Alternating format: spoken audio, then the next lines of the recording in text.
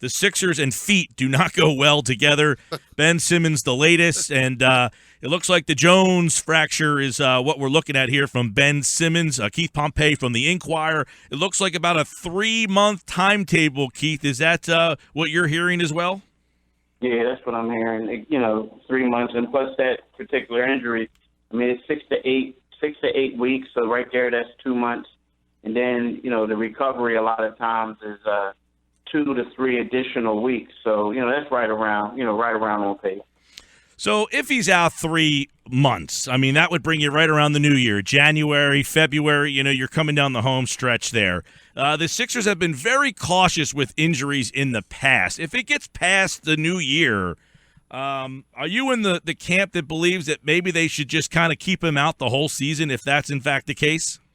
Yeah, I already wrote that. Yeah, I wrote that. I'm in that camp. And the reason being is, let's face it, I would like to see the guy play too. I'd like to see what he can do against the elite players in this league and see how he progresses.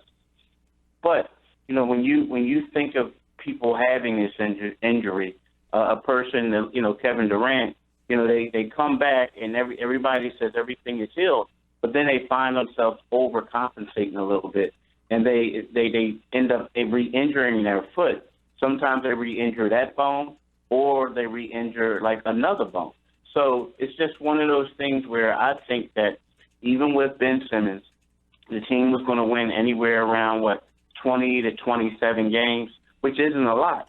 So, my thing is, it's great to say we got this guy on the floor, let's make the fans happy, let's do this and that. But at the same time, the Sixers want to win a championship in 4 to 5 years from now, if not sooner. So this is the franchise player, and I'm one of the belief that you may need to just sit him down and just say, son, you're going to be a rookie again next year. I know Sixer fans have gone through it for 2 years with Embiid and now having to possibly go through it again with Ben Simmons. I know the Sixers, Bryan Colangelo, said that they were continuing to kind of investigate options. I mean, I guess that's their way of hoping that there's a better case scenario out there. I think what that basically means a lot of times is, okay, who's the options? I mean, let me say this back. A lot of times his job is to say what's best for the franchise, and sometimes coming out like, oh my God, the sky is falling. That's not good for the franchise. But also, there's a lot of things involved in these type of situations. Like, typically when there's a surgery of this magnitude, the team wants stuff to happen. I'm not saying it's in this case, but typically the team wants the team doctor to perform it. Well, the agent wants the doctor that he's familiar with to perform the surgery. So a lot of times there goes like a little bit of back and forth with that. So typically that's like one of the things that they have to figure out. Correct me if I'm wrong, Keith, but it's not the healing that they're worried about with an injury like this. It's the re-injury rate, right?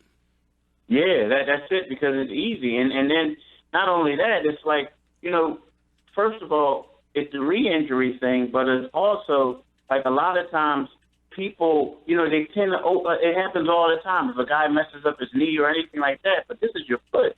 It's like you try to overcompensate, you're doing this, you're doing that, and then next thing you know, you tend to break another bone.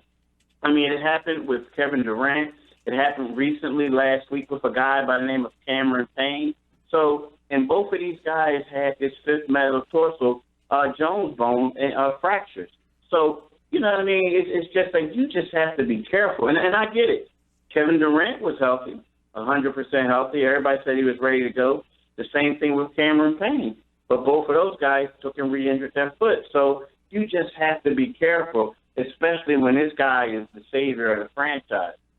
Now, a lot of guys had speculated, because he put on some weight from LSU to what he got with the Sixers, that the amount of weight that he put on could have led to this, but that's not necessarily the case here, right? Yeah, I don't really know too much about that. I mean, I think there was it is like a guy said, oh my gosh, look at him. He's huge now. It had to be the weight. It had to be the weight. He was playing with that weight during the summer league. And, it's funny because when he left LSU, he was 217. When he showed up for the Sixers summer league, he was around 240 something. So I think a lot of people are saying that, okay, he just gained all this weight just right now, like within the last month or so. Now he's been putting that weight on, like, since April. There have been a lot of, as Mike talked about, there have been a lot of foot problems with the Sixers in the past. And how is this injury different than, say, Joel Embiid's injury that lasted like 2 years until he's finally healed? Well, it's two different bones. I mean, that's the one thing. And then the thing about the stuff in the past, I mean, dude, I might have been in the third grade when Jeff Rulin and so I really, you know what I mean? But like, you know what I mean? There's two different bones. Like one's the fifth metatarsal, the other one's the navicular bone. You know, the fact that Joel Embiid is on the floor right now, getting ready to play the game, I mean, it's something that a lot of people didn't think would happen. Hey, I didn't think it would happen at a certain time just because he was always getting injured. The thing that Ben Simmons has is he can come back to it. It's just that you just have to make sure that you don't rush him back too soon. Now, again, like I said, it's one of these things where he can be 100% healthy, but just because of the other factors, he can re-injure that foot. Let's talk moving forward here now. Keith Pompey from the Philadelphia Inquirer. He's out, but as Brett Brown and Bryan Colangelo indicated, all right, they put the bright spin on it. That means someone else steps up. Who do his minutes go to? How do they spread that out? Because even though he's not here, they still have a logjam. I mean, I think Dario will get the bulk of it. You know, he'll get a lot of them, and then Jeremy Grant will get some. You know, Jeremy Grant was a guy who they slid down to the 3, you know, because they wanted to see what he can do. Because let's face it, with Ben Simmons and Dario Saric, there weren't going to be a lot of minutes for Jeremy Grant at the 4.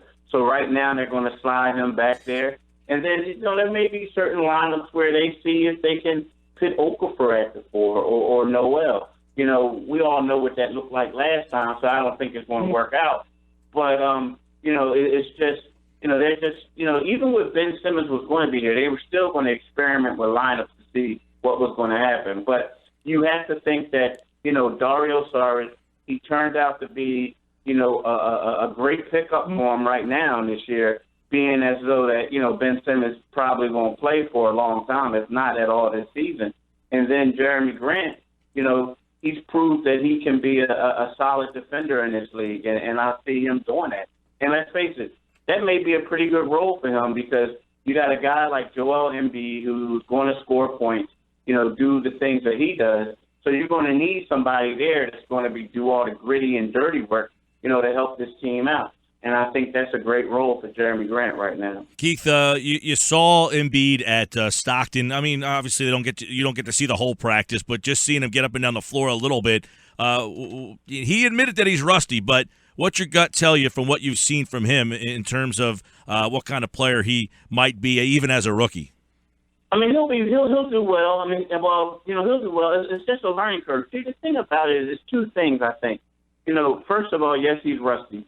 Secondly, he's a big man, and what I mean by that is, you know, a lot of times these guys, you know, they go to like Kansas and stuff like that, and they're like rarely do they go up against another guy on their elite level. You know what I mean? Like, you know, they go up against Kansas State, they go up against these other schools, and typically, you know, let's face it, when you're in high school, you see a guy that's 6'10", 6'11", you'll say, man, that dude is sorry. I wish I was 7 feet because I get a Division I scholarship. Because they do. So, you know, you're going up against these dudes. So then you go up against the NBA. You know, you're the biggest, baddest thing walking. And then you're like, whoa, here's a reality check. This game is fast. This guy is good I'm going up against. So that's your first time going up against another elite big. Secondly, you know, he's just rusty. I mean, Nerlens Noel took a year off.